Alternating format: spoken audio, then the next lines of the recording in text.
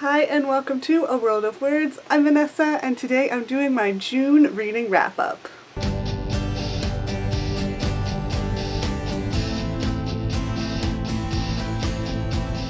Once again, I have a bunch of things to talk about, so I'm just going to jump right into it. And the first book I read in June was Lord of Shadows by Cassandra Clare.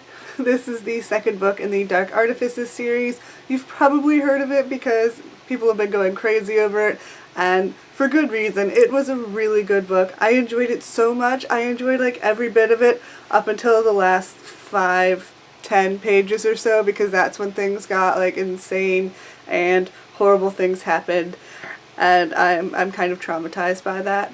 But other than that, it was really good. So if you want like an amazing 700 pages and then a kind of depressing last few pages, read that book. It was also a really horrible cliffhanger and I have to wait 2 years.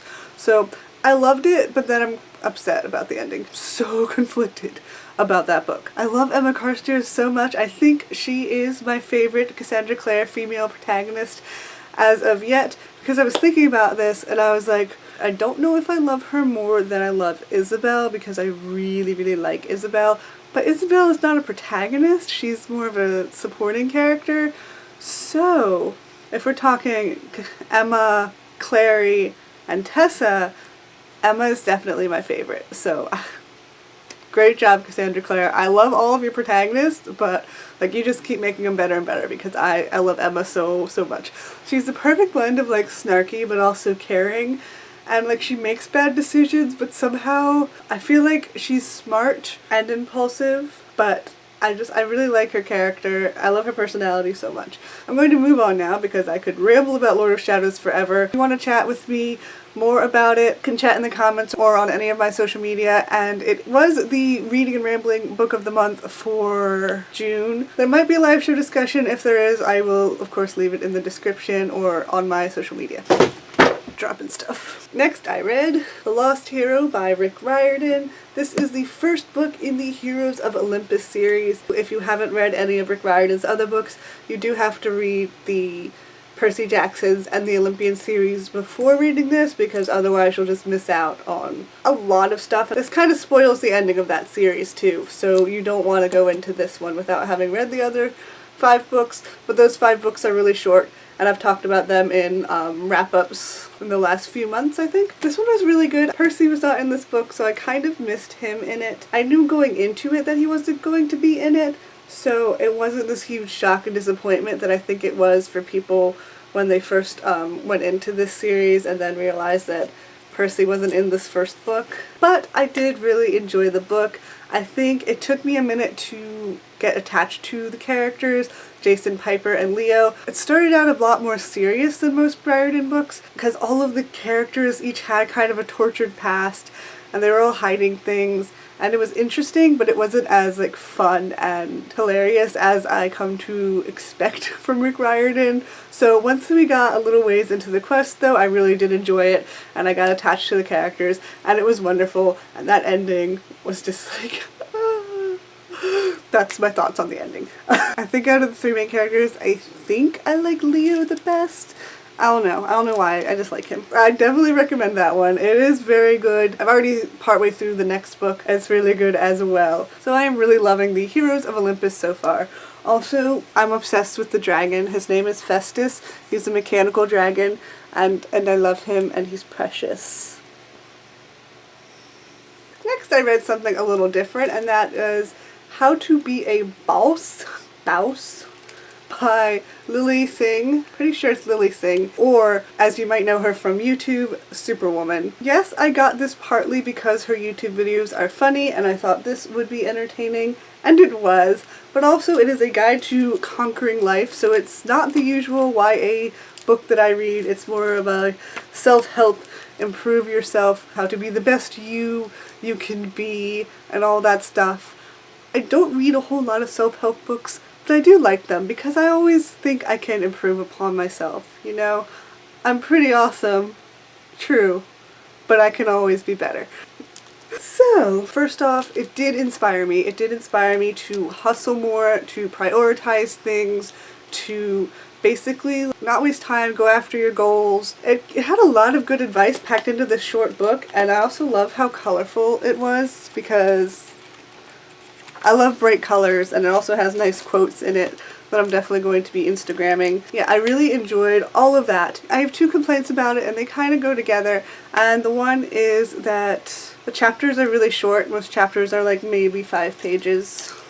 Some are even shorter than that. Some of my favorite parts were actually the practical application parts, like the worksheet type things. I always like those because I like being able to practically apply the advice that you get in books like this. Basically, like, I wish those were at the end of every chapter, for one. And a lot of her chapters spent so much time on the example of what she's talking about. I would have liked more advice on how to apply this in your life in an everyday situation.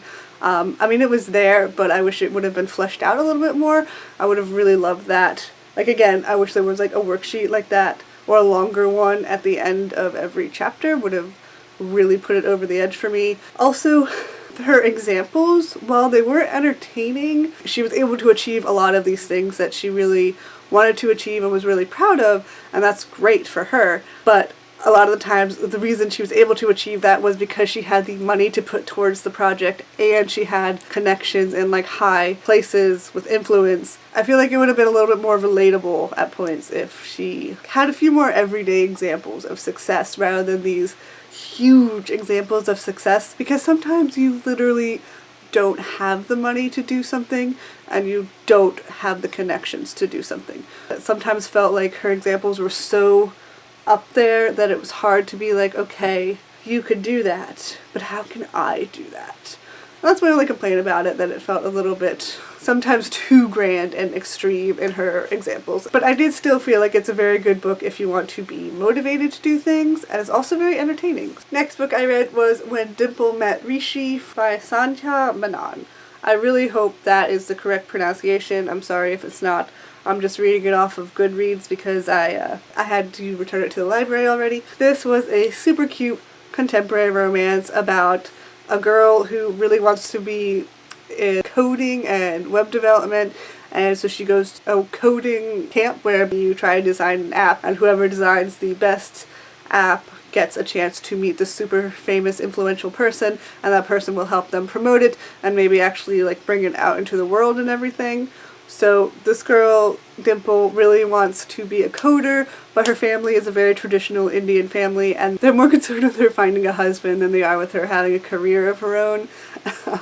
And little does she know that she is secretly promised to this guy, Rishi, who is all for the arranged marriage and is really excited about it because his parents were both from an arranged marriage, and they ended up loving each other, so he thinks it is a great way to meet the one you're supposed to be with and fall in love and all of that fun stuff. His parents actually sent him to the same coding camp as Dimple, thinking that they will meet and fall in love. And when he gets there, sadly, he finds out that she wants nothing to do with the arranged marriage, but it's just a really cute, fun, contemporary romance that I flew through in 2 days. It's basically about them getting to know each other, their relationship developing, and other things in the coding camp and stuff like that. So it was definitely a really cute contemporary romance that anybody can relate to, but I also really enjoyed the look into the Indian culture. Again, my one complaint about it is, while I really enjoyed the glimpses into the Indian culture, sometimes Dimple and Rishi's family spoke in another language. I think it was Hindi. I'm not 100% sure, so don't quote me on that. But they had like these words, and it could be anything from clothing to just phrases and things like that, and they were usually in italics, and for 50% of the time they were not explained, so I basically lost or whatever was supposed to be going on in that sentence, because they would have like mostly English, and then they would have a few words in italics that I didn't know, and that they weren't translated. So I wish it would have been translated, because that would have been really nice to help me learn some things about the language, but I was just lost, and I could have looked them up, but sometimes pages had a whole bunch of them, so it really would have taken me out of the story to keep looking up these words constantly in order to fully understand it. And I really was enjoying the story, so I didn't want to leave the story to go look up like 10 things on a page, for example. So it would have really been helpful and really kept me more engaged with the story if they were translated throughout what they were actually saying, because there were some times when it was translated, but for the most part it wasn't. Again, that's just a little complaint. It would have completely kept me involved in the story if it had been translated. I really feel like that was the one little thing lacking that I feel like the editor or someone could have been like, this is a book in English, so a lot of English speakers aren't going to know these terms, so it would be kind of helpful if you told people what it meant.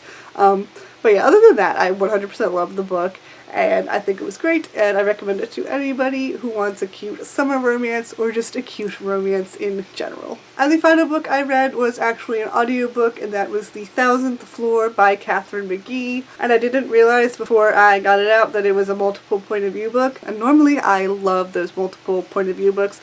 They're like my favorite, but an audiobook with multiple point of view and the same narrator, because they would say like the name real quick and then it would switch to their chapter. If I wasn't really paying attention, it would switch point of views and I would be confused. I would have to go back. And this book was sold to me as a futuristic Gossip Girl, which is why I was interested in it, because I love the Gossip Girl TV show, and if it was a futuristic sci-fi version, that sounds really cool. But I wasn't super crazy about this book. It was kind of slow, honestly, for me.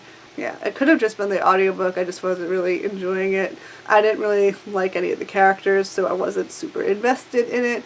At the ending, it got super dramatic and had a really crazy cliffhanger that was like, what? And apparently it's not a standalone, which I thought it was. I thought it would just be more intense than it was, and it was just not that intense for me. That's all for the actual novels I read this month, and now I'm going to get into the mangas real quick. So I read Pretty Guardian Sailor Moon Volume 5. I really enjoyed this. I think I mentioned before that this is the point that I had not experienced the story before, because I had watched the anime up to like the Volume 4 point. This was like a really action-packed volume, and it had some like twists and stuff that I was not expecting. It was very intense, so it wasn't as funny as some of the other ones, but I really enjoyed it, and I was not expecting some of the crazy stuff that went down in this book. And then I read Kiss of the Rose Princess Volume 4. This was okay. It was kind of filler because, again, there's this whole thing with like these demons trying to take over the world, but that wasn't touched upon at all in this particular volume. It was all about this like idol competition. In Japan they call like pop stars idols, and it was like this competition, this school competition the whole time, and it was kind of random, and it was definitely not my favorite volume so far. I do still actually have a couple volumes out, so I will be continuing it just for those, but yeah, we will see if it gets back to the actual paranormal part that I want it to. It was still cute, and it did have some funny parts in it, but it wasn't as funny as the other ones either, so we'll see. This one was just okay for me. And that's all the books that I read in June. Please let me know if you read any of these books and your thoughts on them in the comments below. And you could also let me know what you are reading in June, because I would love to discuss that with you as well. And give this book a thumbs up. This isn't a book. Give this video a thumbs up if you enjoyed it. I upload new videos every Monday, plus the occasional surprise video, so please subscribe if you want to see more of my videos. And as always, thank you so much for watching, and have a wonderful day. Bye!